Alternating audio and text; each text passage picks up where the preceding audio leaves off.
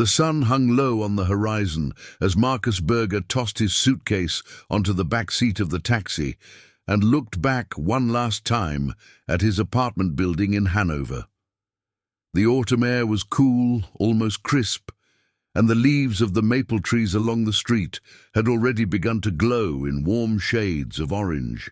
He zipped up his jacket and felt his heart beating faster, not from the cold, but from a mixture of anticipation and a strange nervousness that he couldn't quite put his finger on. The taxi driver, a middle-aged man with a grey beard and tired eyes, looked at him in the rearview mirror. "Airport, right?" His voice sounded routine, without any real interest. Marcus just nodded and leaned back. Hanover disappeared behind him, street by street, until the familiar contours of his neighborhood became a blurred image. He took out his smartphone and opened his messages. There at the top, the name lit up. Jasmine. Jasmine. Just the name brought a smile to his face. They had met 6 months ago through a dating app that he had downloaded out of boredom. Marcus was 43 years old, divorced for almost 5 years, and lived alone in a small 2-room apartment in the Linden district. His marriage to Sandra had fallen apart in a long, grueling process. No dramatic conflicts, no loud arguments, just the slow, painful realization that they wanted to go their separate ways. Sandra had left their shared apartment and moved back to her family in Göttingen. The divorce had been amicable, but it had left deep scars. In the years that followed, Marcus had concentrated on his work. He was an insurance broker at a medium-sized company in the city centre, a job that was neither particularly exciting nor poorly paid. His days followed a regular pattern, to the office in the morning, to the canteen at lunchtime, back to his empty apartment in the evening. On weekends, he sometimes met up with old friends to play soccer, or sat alone in front of the TV. It was a life without any major highs or lows, a life that worked but wasn't fulfilling. Then Jasmine came along. Her profile picture had immediately appealed to him. She had long, dark hair that fell in soft waves over her shoulders and a smile that seemed warm and inviting. Her eyes were large and expressive, almost black, and her gaze seemed to go directly into the camera, as if she were looking at each viewer personally. Marcus had hesitated before writing her a message. What should he say? He had never been good at flirting with women, especially online. But then he just typed, "Hi, Jasmine. Your smile brightened my day. I'd love to learn more about you." The reply came faster than he had expected. Jasmine wrote back that she liked his honest manner and that she was also curious. She told him that she lived in Florida, in a small town near Tampa. She worked as a beautician in a salon and loved making people look beautiful and boosting their self-confidence. Her messages were warm and full of life. She wrote about her dreams, her family, her passion for fashion and makeup. Marcus was immediately attracted to her. The weeks passed and their conversations became more intense. They talked on the phone for hours, sometimes late into the night. Jasmine told him about her childhood in the South, about the warm summers on the beach, about the palm trees swaying in the wind, about the relaxed lifestyle that was so different from the hectic pace of life in Germany. Marcus listened intently and shared his own stories. He talked about his failed marriage, about the loneliness that sometimes overwhelmed him, about his longing for a real connection. Jasmine always listened without judging, and her words were always comforting and encouraging. After 3 months, Marcus took the next step. He suggested they meet in person. Jasmine hesitated at first. She explained that she was shy and that it would be a big step for her. But Marcus gently urged her without being pushy. He assured her that he had no expectations, that he just wanted to get to know her, the woman who meant so much to him. Finally, she agreed. They agreed that Marcus would come to Florida. It was easier for him to travel because he had more flexibility at work and no family obligations. The preparations for the trip went smoothly. Marcus booked a flight from Hamburg to Tampa, arranged a hotel room near Jasmine's home, and informed his boss about his 2-week vacation. His colleagues were surprised. Marcus wasn't the type to take spontaneous trips, but he just smiled and said he finally wanted to do something for himself. In truth, he was nervous. What if Jasmine was completely different in real life than she was online? What if the chemistry between them wasn't right? What if he made a fool of himself? But the closer the day of departure came, the more he pushed his doubts aside. He focused on the anticipation, on the idea of finally holding Jasmine in his arms, smelling her scent, hearing her voice without the delay of a phone line. He imagined them walking together on the beach, having dinner in a small restaurant, perhaps strolling hand in hand through the warm night. The images in his head were so vivid that they seemed almost real. Now he was sitting in the taxi on the way to the airport, and reality caught up with him. His smartphone vibrated. A new message from Jasmine. "I can't wait to see you, Marcus. I've planned a special dinner for us. Make yourself at home." A heart emoji followed. Marcus smiled and typed back, "I'm on my way. See you soon, my love." He put his phone away and looked out the window. The highway passed by, endless fields and small towns blurring in the distance. The airport was crowded, as always, families with whining children, business people in suits frantically checking their watches, tour groups with colorful suitcases. Marcus made his way through the crowd to the check-in counter. The woman behind the counter was friendly but efficient. She scanned his ticket, weighed his luggage, and wished him a pleasant flight. He went through security, took off his shoes, put his cell phone and belt in a plastic tray, and waited to be waved through. The waiting area at the gate was crowded. Marcus found a free seat near the window and watched the planes taking off and landing outside. The machines looked like giant silver birds rising effortlessly into the air.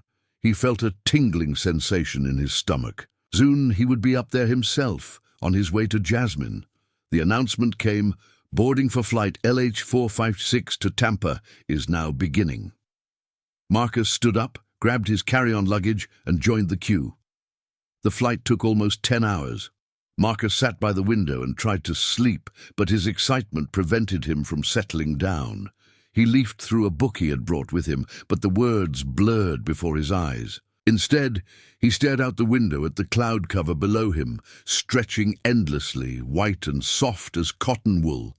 Eventually, he fell asleep, only to be awakened by the flight attendant's announcement. "Ladies and gentlemen, we are beginning our descent into Tampa."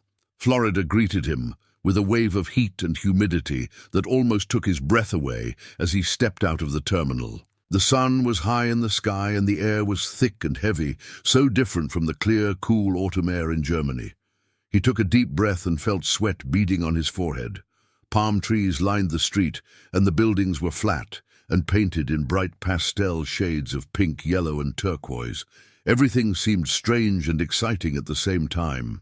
He took a taxi to his hotel, a small, unassuming building near the city center. The driver, an older man with sun-tanned skin and a friendly smile, tried to strike up a conversation, but Marcus was too nervous to really concentrate.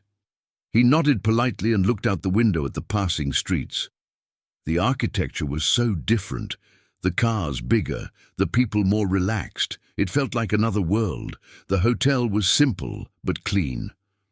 Marcus checked in, took his luggage to his room, and threw himself on the bed for a moment. He was exhausted from the trip, but his anticipation kept him from sitting still. He took a shower, put on fresh clothes, and grabbed his cell phone. A message from Jasmine was waiting for him. "Did you arrive? I'm so excited. Let's meet tonight. I have a surprise for you." Marcus smiled and replied immediately, "I'm at the hotel right now. Tell me when and where, and I'll be there." The hours until evening dragged on endlessly. Marcus tried to distract himself by walking around the city, but his thoughts kept circling around the upcoming meeting. He bought a coffee in a small cafe, sat down at a table outside, and watched the people. The city was lively, full of colors and sounds. Music drifted out of open windows, children played in the streets, and the smell of grilled food hung in the air. Finally, the message he had been waiting for arrived. Jasmine wrote, "Come to my apartment at 7. Here's the address." She added an address in a quiet residential neighborhood, only about 20 minutes from the hotel. Marcus called a taxi and set off. His heart was beating so loudly that he was sure the driver must be able to hear it. The apartment was in a 2-story building with a small porch. The facade was painted light blue, and there were flower pots with colorful flowers in front of the entrance. Marcus paid the driver, got out, and took a deep breath. His hands trembled slightly as he climbed the stairs and rang the doorbell. He heard footsteps from inside, and then the door opened. There she was. Jasmine. She was even more beautiful than he had imagined. Her hair fell in long waves over her shoulders, and she wore a simple but elegant dress that accentuated her figure. Her eyes lit up when she saw him, and a broad smile spread across her face. "Marcus," she said softly, almost shyly. Her voice was soft and warm, just as he remembered it. He stepped closer and couldn't help but take her in his arms. She felt real, alive, and her perfume smelled of jasmine and something sweet he couldn't name. "Jasmine," he whispered back, and for a moment he forgot all his doubts and fears. He was here, with her, and that was all that mattered. She led him inside, and the apartment was just as he had imagined it. Small but cozy, with warm colors and personal touches everywhere. Photos on the walls, candles on the table, soft pillows on the sofa. It smelled of freshly cooked food, and soft music played in the background. Jasmine offered him a seat on the sofa and disappeared briefly into the kitchen to get some wine. Marcus sat down and let his gaze wander around the room. He felt strangely relaxed, as if he had been here many times before. They spent the evening eating, talking, and laughing. Jasmine had prepared a simple but delicious dinner of pasta with seafood, and she told him stories about her everyday life, her work at the salon, her clients, her dreams, and her fears. Marcus listened intently and shared his own experiences. The hours flew by, and he felt a deep connection forming between them. It was as if they had known each other forever. But at some point, as the night progressed and the wine loosened their tongues, the mood changed. The conversations became more intimate, the glances more intense. Jasmine moved closer to him on the sofa and gently placed her hand on his. Marcus felt his heartbeat quicken. He knew this moment would come, but now that it was here, he felt both excited and uncertain. Jasmine smiled at him, and in her eyes he saw something he couldn't quite interpret. Was it nervousness, expectation, or something else? "Marcus," she said softly, her voice trembling slightly, "there's something I need to tell you."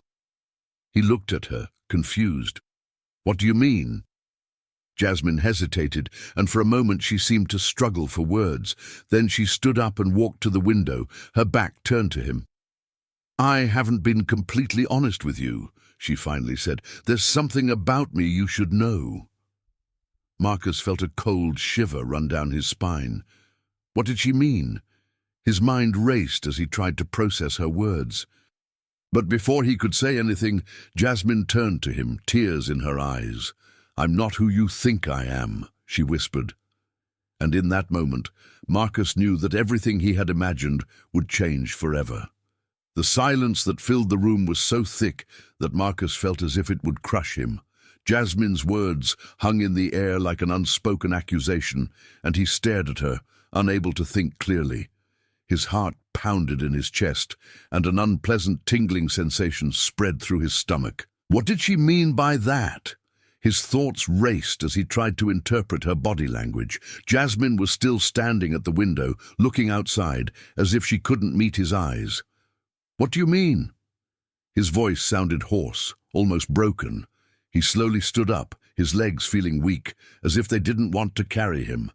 Jasmine turned around, and he saw the tears running down her cheeks.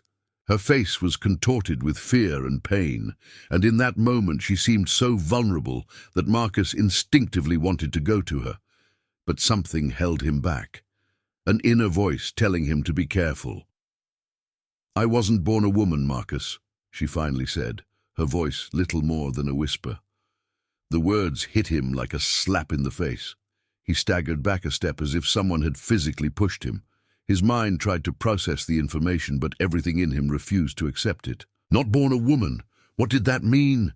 The images of the last few months flashed through his mind, the conversations, the video calls, the intimate messages. Had he overlooked something? How could that be? You're a man?" The words came heavily from his lips, and he felt a mixture of anger, confusion, and disgust spreading through him. Jasmine shook her head, and her tears now flowed freely. "No, I am a woman. I have always been a woman, even if my body said otherwise at birth. I had surgery. I took hormones. I am Jasmine, the woman you met." Marcus felt as if the walls of the room were closing in on him. The air grew thin, and he had trouble breathing. His hands clenched into fists, and he felt anger rising within him.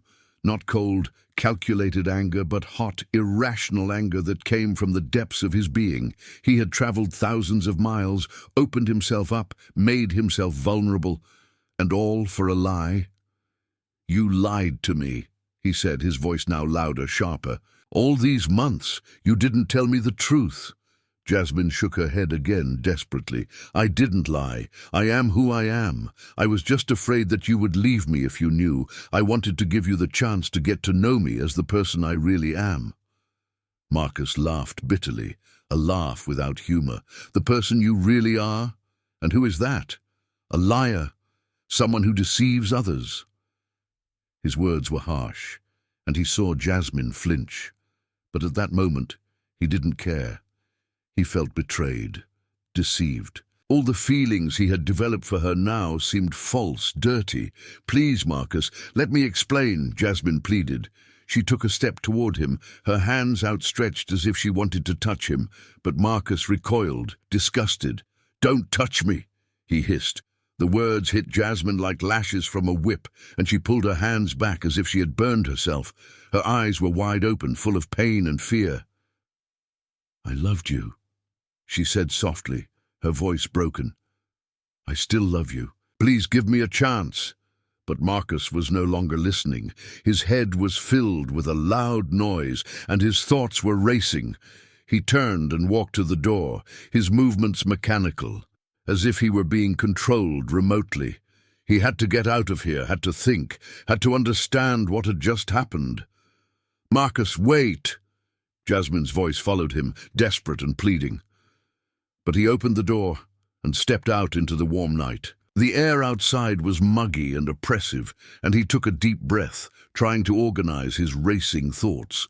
Behind him, he heard the door open again, and Jasmine's footsteps approached him. "Please, don't go like this," she said, her voice now firmer, more determined. "We can talk about this. I understand that you're shocked, but let's not part like this." Marcus turned to her, cold anger now blazing in his eyes. "You don't understand anything," he said icily. "You used me, manipulated me. And now you want me to just accept that?"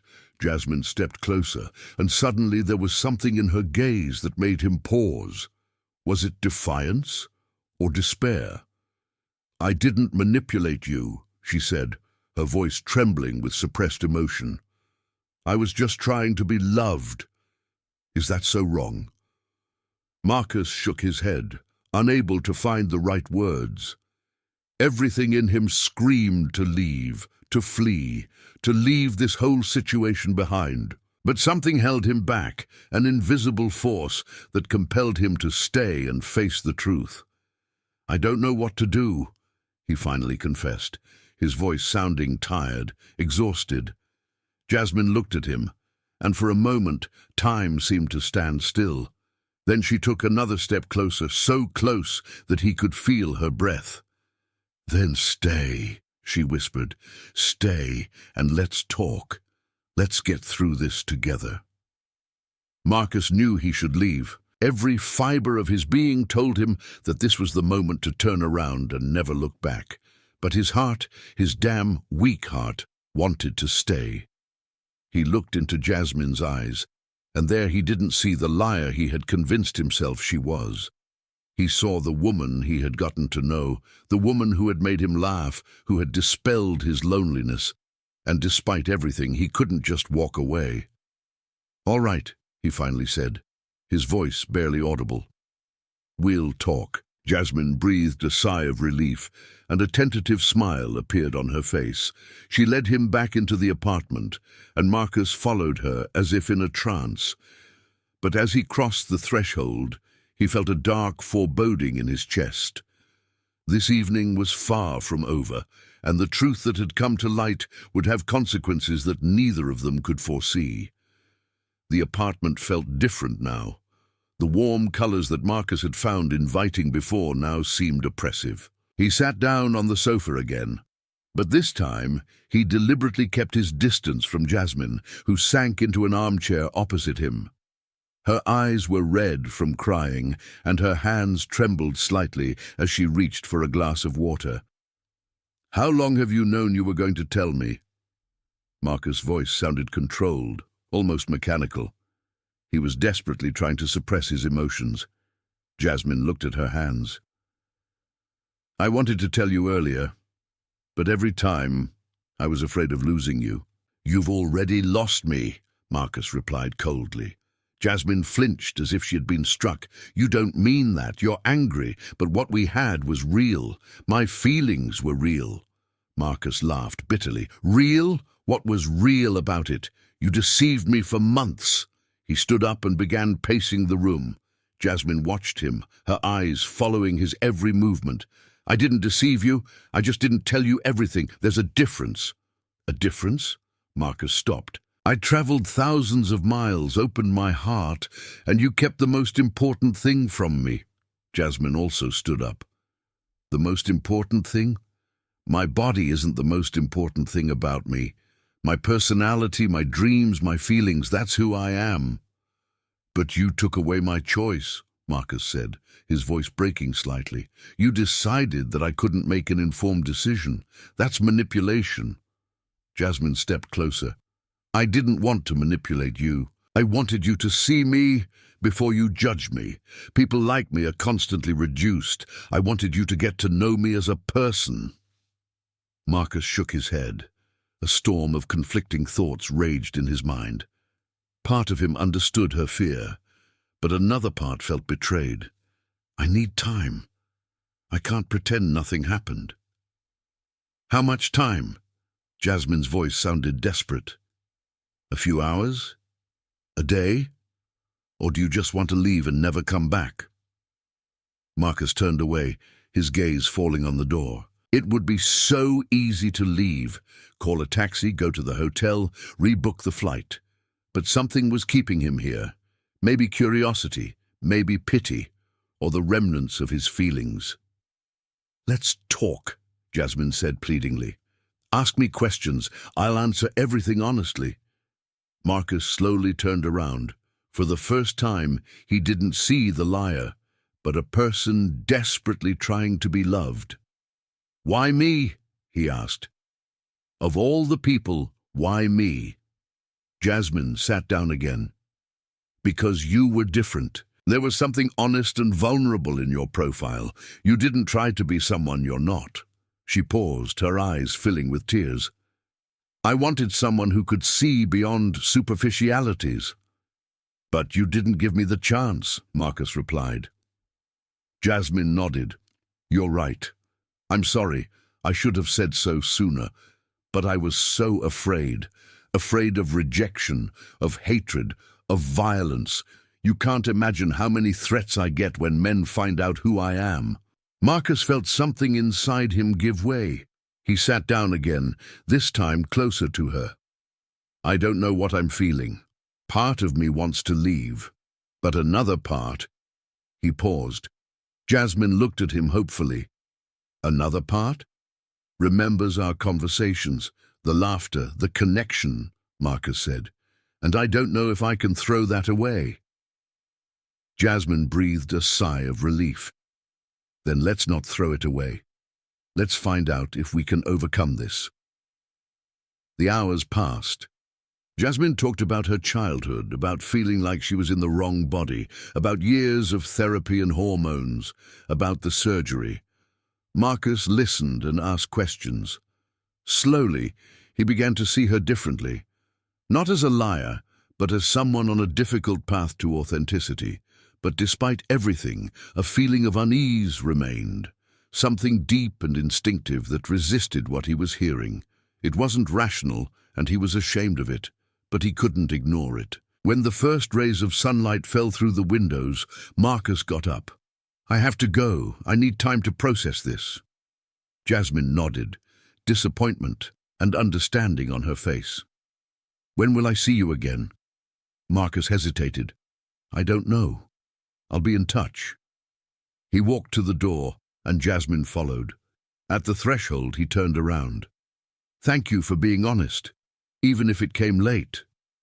Jasmine nodded, tears running down her cheeks. "I love you, Marcus," she whispered. He didn't answer. He couldn't. Instead, he turned and walked down the stairs. The warm morning air enveloped him, but he felt a chill in his chest. Behind him, the door closed, quietly and definitively. Marcus knew that nothing would ever be the same again. Marcus spent the day in his hotel room. The air conditioning hummed monotonously, but the coolness did nothing to help the burning in his chest. He lay on the bed, staring at the ceiling and trying to organize his thoughts. Outside, life in Florida continued to pulsate. Cars drove by, people laughed, the sun burned mercilessly. But for Marcus, the world had become a silent, suffocating space. His cell phone vibrated several times, messages from Jasmine. He didn't open them. Instead, he scrolled through their old chats, looked at shared photos. He now saw something different in every picture, details he had overlooked. Had he been blind, or had he only seen what he wanted to see? The question tormented him. He felt like a fool. Towards afternoon, he got up, showered, and put on fresh clothes. He had to get out, couldn't stay in this room any longer. He left the hotel and wandered aimlessly through the streets. The heat weighed on him. The asphalt shimmered under his feet. He saw couples everywhere, holding hands, laughing in love.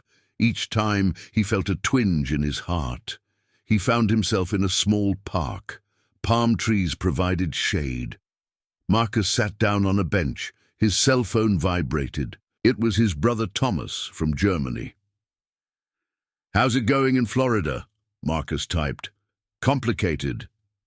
The sun began to set, and the sky turned warm shades of orange and red. Marcus watched the sunset and felt something break inside him.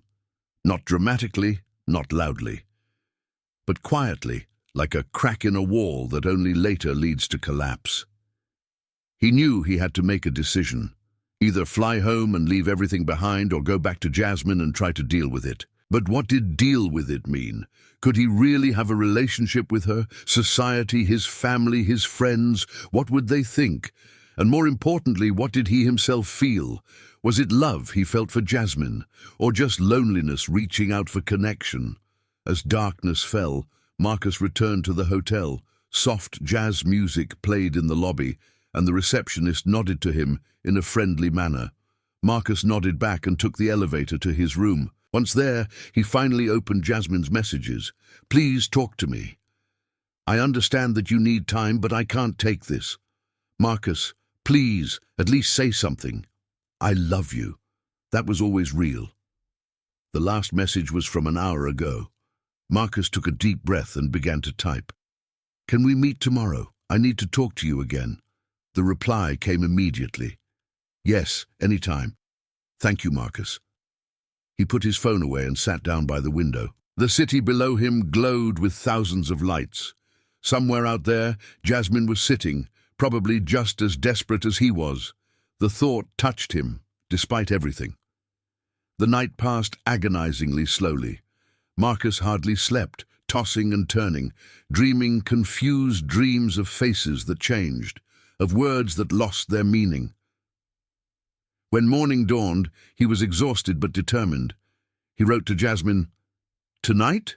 At your place?" She replied, "Yes, I'll wait for you."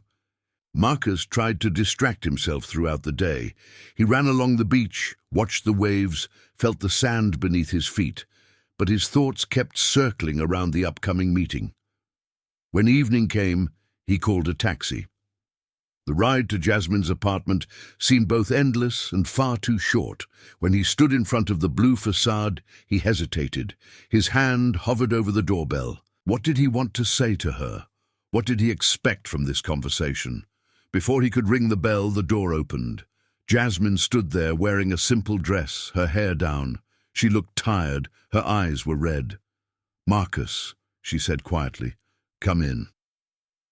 He entered, and the familiar atmosphere of the apartment welcomed him. But now it felt strange, laden with everything left unsaid. They sat down, this time at opposite ends of the sofa. The distance between them was palpable. "I don't know how to start," Marcus finally said. Jasmine nodded. "Then let me start. I've been thinking all night. About us, about me, about what's right." She paused, her hands trembling slightly. "I should have told you the truth sooner. That was wrong of me. I took away your choice, and I'm infinitely sorry." Marcus listened, his face expressionless. "But," Jasmine continued, "I want you to understand why I did it. I didn't just want sex or an affair. I wanted to be loved for who I am, not for my body or my past." "But I have a right to know," Marcus said calmly. "You can't decide what's important to me." Jasmine lowered her head. "You're right, absolutely right. And I respect it if you want to leave, but I ask you to be honest with yourself. How do you really feel about me?" The question caught Marcus off guard. How did he feel? Anger? Disappointment? Or was there still some of the affection that had brought him here? "I don't know," he admitted. "I feel betrayed, but at the same time—" He broke off, unable to finish the thought. "At the same time." Jasmine looked at him hopefully. Marcus swallowed. "At the same time, I remember how I felt when we first met. That connection was real. Or at least it felt that way." Jasmine slid closer. "It was real, Marcus. It's still real." Her hand touched his cautiously. He didn't pull away, but he didn't return the touch either. They sat there, in a state of limbo between closeness and distance, between forgiveness and farewell. "Can we try?" Jasmine finally asked, her voice barely audible. "Can we dare to make a new start?"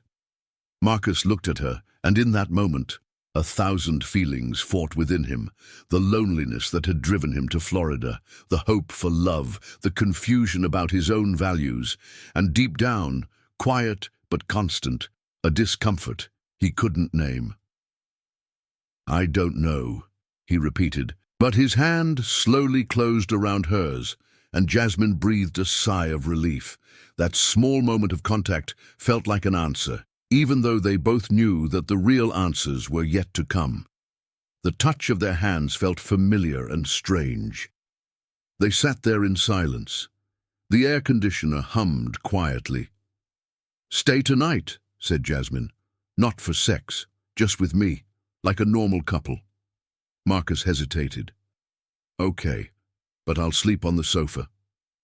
Jasmine nodded with relief. The hours passed. They watched a movie and talked about trivial things. It felt almost normal, and that was precisely what unsettled him.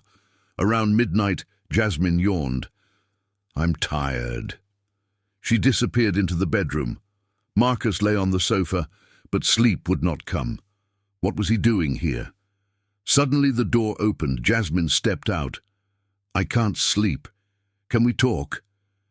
Marcus sat up. "About what?" She sat down at the other end.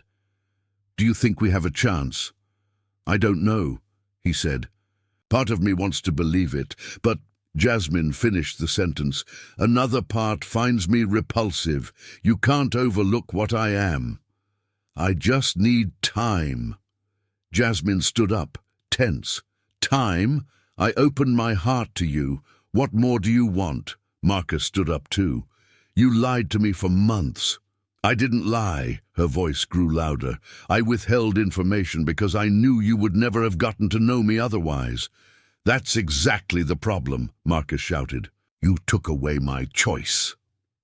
The atmosphere shifted. Jasmine stepped closer, her eyes flashing. The truth is, you're a coward. You hide behind your morals, but in reality, you're just afraid. Afraid of what? His voice was icy. Jasmine laughed bitterly. Afraid of what others think, afraid of no longer fitting into your safe world. Marcus felt something break inside him. He stepped toward her, his face only inches from hers. You don't know anything about me. Yes, I do, whispered Jasmine, fear in her eyes. I know everything. The tension was unbearable, two people on the brink, and in that moment they both knew there was no turning back. What happened in the next few minutes would haunt Marcus for the rest of his life. The tension between them was unbearable, two people on the edge of an abyss, both unable to back down. Jasmine's words echoed in his head. You're a coward. The words burned, not because they were wrong, but because they contained a part of the truth that he didn't want to admit. Go, Marcus said suddenly, his voice cold and controlled. Go back to the bedroom. I don't want to see you anymore. Jasmine stared at him, tears streaming down her face. Marcus, please. But he turned away, showing her his back. I'm leaving tomorrow morning. This was a mistake. The words hit Jasmine like physical blows. She staggered back, her hand reaching for the back of the sofa for support. A mistake, she repeated, her voice breaking. I was a mistake. Marcus didn't answer, just stared out the window into the dark night. The silence between them was deafening. Jasmine stood there trembling, her whole body shaking with suppressed emotions. Then, with a sudden movement, she grabbed her cell phone from the table. I'm going to tell everyone, she said, her voice now firm with desperate determination. I'm going to tell everyone what kind of person you are. Your family, your friends, your colleagues. Marcus spun around, his face contorted with rage and panic. You wouldn't dare. Jasmine laughed bitterly, a laugh without joy. Why not? What else do I have to lose? You've already destroyed me. She began typing on her phone, her fingers flying across the screen. Something inside Marcus snapped, the fear of exposure, of losing his reputation, of the questions he couldn't answer. He lunged at Jasmine and tried to snatch the phone from her. Give me that! She backed away, holding the device out of his reach. No! The world should know who you really are. They wrestled with each other, their bodies colliding. The cell phone fell to the floor, the screen shattering with a sharp crack. They both stared at it, then at each other. There was sheer fear in Jasmine's eyes. She had seen what Marcus was capable of, the raw violence behind his civilized facade. Marcus, she whispered, her voice trembling, please, let's stop. This is crazy. But Marcus wasn't listening anymore. A storm of anger, shame, fear, and self-hatred raged in his head. He no longer saw Jasmine in front of him, but everything that had gone wrong in his life. The failed marriage, the loneliness, the desperate search for meaning. And now this. What happened next blurred into a jumble of movements and emotions, hands grabbing, a scream, the sound of something falling to the floor. The night swallowed the details, leaving only fragments behind. When Marcus came to, he was standing over Jasmine's motionless body. She was lying on the floor, her eyes closed, blood seeping from a wound on her head. Reality hit him with full force. What had he done? His hands trembled as he knelt beside her. Jasmine? His voice was little more than a whisper. Jasmine, wake up. But she didn't move. Panic overwhelmed him. He felt for her pulse, felt nothing. Or was he just imagining it? His own hands were shaking so much that he couldn't be sure. Marcus stood up, staggering backwards. His mind was racing. What should he do? Call an ambulance? The police? But then there would be questions, investigations. His life would be over. He looked around, saw the mess in the room, the broken cell phone, Jasmine's motionless body. Evidence, evidence everywhere. With trembling hands, he began to clean up. He wiped down surfaces, gathered his things, desperately trying to remove every trace of his presence, but he knew it was futile. The digital traces were already there. The messages, the plane tickets, the hotel reservation. It was only a matter of time.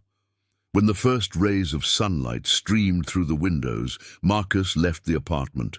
He walked down the stairs and out into the early morning. The streets were empty, with only a few cars passing by. He walked aimlessly, his thoughts a jumbled mess. What had he done? How had it come to this?